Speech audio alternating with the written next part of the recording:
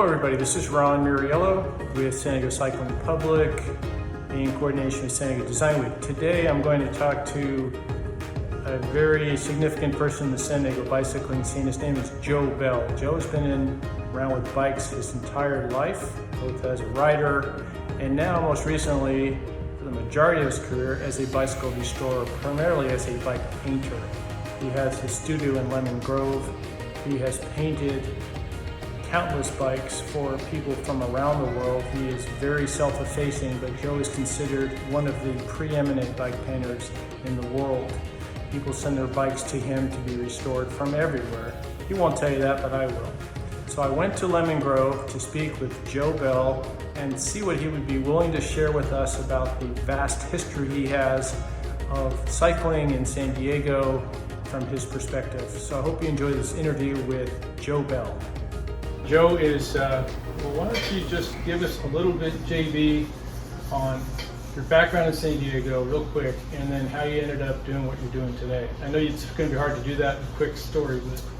Well, I was a Navy brat, and so we changed duty stations every 3 years or so. And when my dad finally retired in 1969, we moved back to San Diego and settled in Imperial Beach. And I wasted my youth down there hanging around the pier and everything. And then I discovered bicycles. I started riding my Schwinn Varsity around and all that stuff. And that was my first bike too. Yeah, customizing them in my garage and taking them apart and painting them, putting them back together. Yeah. And I had heard about a derailleur that I really wanted and saw in a magazine. And I heard the only place that you might find that would be Casa de Oro Cycles in Spring Valley. I had no idea where it was, but I found it, and it was 25 miles away. So I got on my Schwinn Continental at the time and rode out to Casa de Oro and discovered Bill Holland in this little bike shop in the corner strip mall, about 250 meters straight that way from here. And it was a new world. What it allowed me to do cycling-wise was escape from IB and find new horizons. And I think for everybody, that's what it's all about, is that freedom machine that lets you take you places. And one thing led to another, and I started hanging around the shop so much that Bill had to charge me rent or hire me.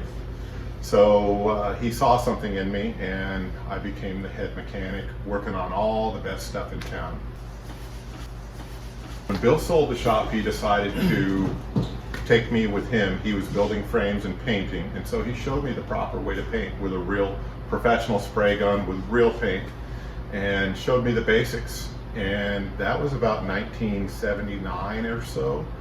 And I started painting his bikes, painting other people's bikes, and I thought, well, I've got nothing better to do. I'll just paint these bikes, and when they run out, I'll get a real job. Well, 40 years later, the bikes haven't run out, and I haven't gotten a real job. Well, there's a reason for that, and I'm going to help tell part of your story here. Is Joe is recognized regionally, nationally, and internationally for the quality of work he does in bringing bikes back to life. He's more than a bike painter, he's a complete restorer. So some of these classics that have been built around the world, largely in Italy and Europe, which have been ridden for years, need to be refreshed. And now there's a whole cadre of people who have fallen in love with these bikes and want to bring them back to as good, if not better, than they were condition-wise. And Joe is the guy to bring them to. So right now, Joe, just since we're on that subject, just point out a few things that are surrounding us right now you're working on and where they came from. My top clients are Richard Sachs from Connecticut, David Kirk from Bozeman, Montana, and Rivendell Cycle Works from Walnut Creek. And they send me regular stuff, as well as people who send in their bikes for repaints, and word of mouth has got me there. But I happen to know that these are some of the most demanding brands in the business. Like they've got to have it perfect or they don't want it. So that's why these things are here. Yeah, Richard started sending me stuff in about 1987 on the recommendation of the late Brian Bayless, who said, I know a guy who can do these bikes the way you want them. I don't know, I think it was sometime in the 80s or early 90s, the Defense Department started letting go some of their secrets about materials and things like that. And titanium and carbon fiber started to become widely available. Before that, the defense industry took it all and nobody could really get it who wanted to use it for other applications. So guys like Bill Holland, who started building with titanium, which was quite a watershed moment for him. Mike Lopez, he's been doing composites forever. His company is Action Composites Technology in Poway. He does defense work. He does work in other industries, but his true love is making tubes for bicycles.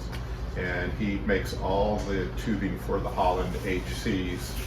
And he's the last word in carbon technology. If somebody has a question, we ask Mike, and that's the answer. Can you tell us a little bit of that interesting Mozzie story? Because it seems to be the fertile ground for a lot of San Diego bike building that came afterward. Mr. Mozzie was smart enough to look for some investment outside of Italy. He felt like he was stagnating there. And a man named Roland Salm came to him, and he was a bike aficionado, and he asked him if he could invest in his company, and they struck a deal where Mr. Mozzie would come out here, set up shop, and become Mozzie USA. That kind of started a blooming of frame builders here in San Diego and Southern California. So Faliero Mozzie at that time from Milan was considered one of the grandfathers of great bike frame building. And he Yes. brought that that expertise, and kind of expressed it to this new group of Americans. Yes, he was the one who showed him how to do it, and everybody took to it. And the bikes that were made in Carlsbad were probably better than the ones that were made in Italy, because these new guys were fired up. They were cyclists, they loved it, they wanted to be there. Whereas in Italy, it was just guys that were just trying to get away from the farm fields. And One reason I'm really happy to talk to you, Joe, is I don't think San Diego's done a very good job of describing just how significant it's been in the cycling world, and that Mozzie story is part of it. Then you have the triathlete story as well, and you've got some great riders who came here. The weather is part of that. This great aerospace industry that threw out all kinds of composite technology, and also trained engineers who, when they retired, decided to tinker and come up with new inventions. All those things made San Diego kind of this unknown hotbed of cycling innovation. Do you agree with that, or am I making up a story that's not true? I think most of that is true. The weather draws people here. The triathlon world discovered, North Coast several years ago, the early 80s, and it became the epicenter of triathlon. And so innovation followed. Richard Bryan started speed play pedals. Clipless pedals were probably one of the biggest innovations to come around in the 80s. And people just started coming in and adding to that mix and improving things. And Joe, in terms of community, I've always thought of San Diego as a place that shares well what they know. Can you talk to us about the cycling community as you know it, in terms of the way people share information and collaborate?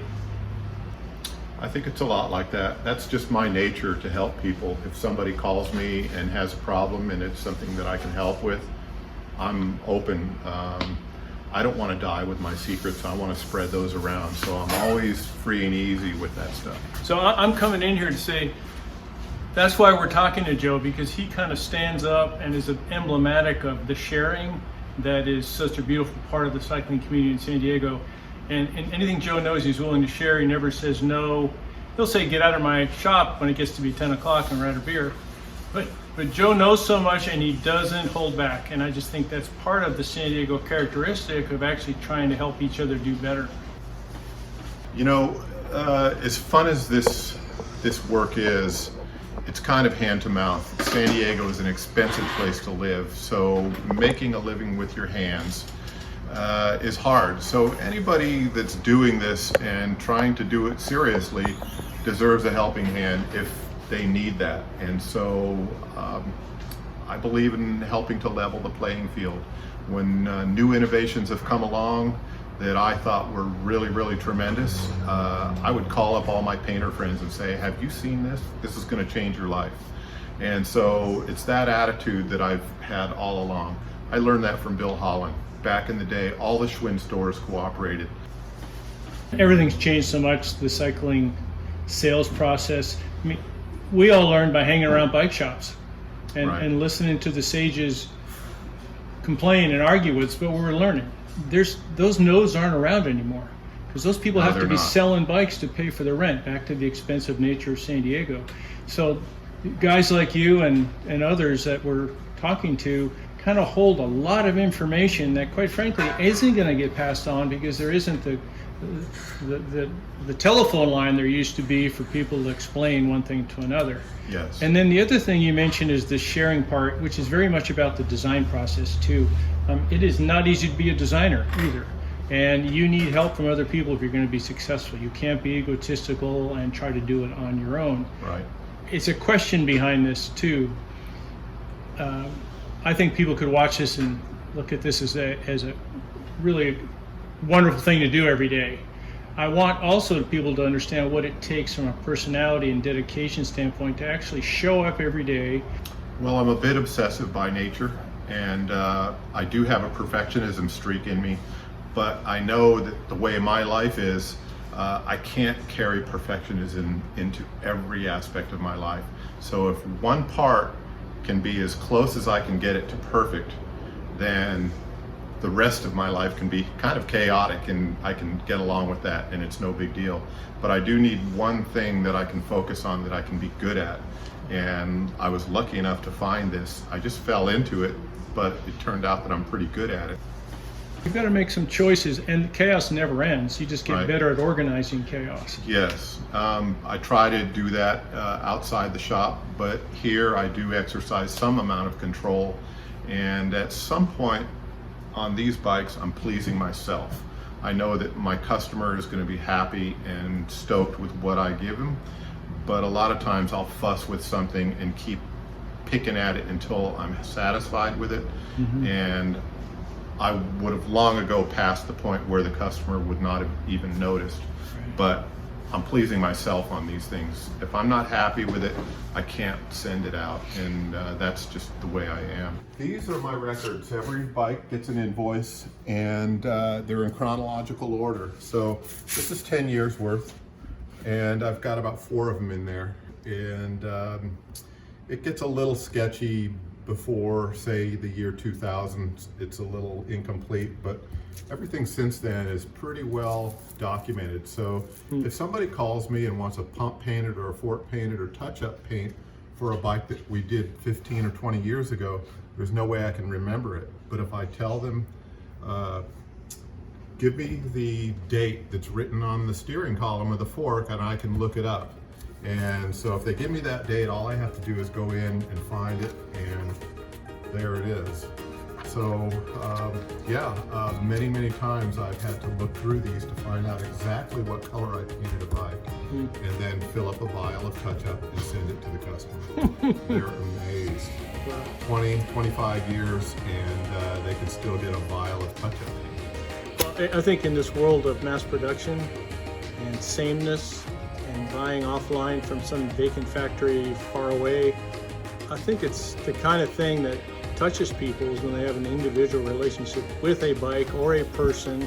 It cuts through all that and it makes it real again. It makes it human. It gets back to that part that I'm interested in, which is community. And yes. I think really you work on bikes, but you've been such a big part of the community. And I mean, everybody knows Joe Bell, and everybody, you may not talk to them all, but you're kind of the hub of the wheel, Joe. Well.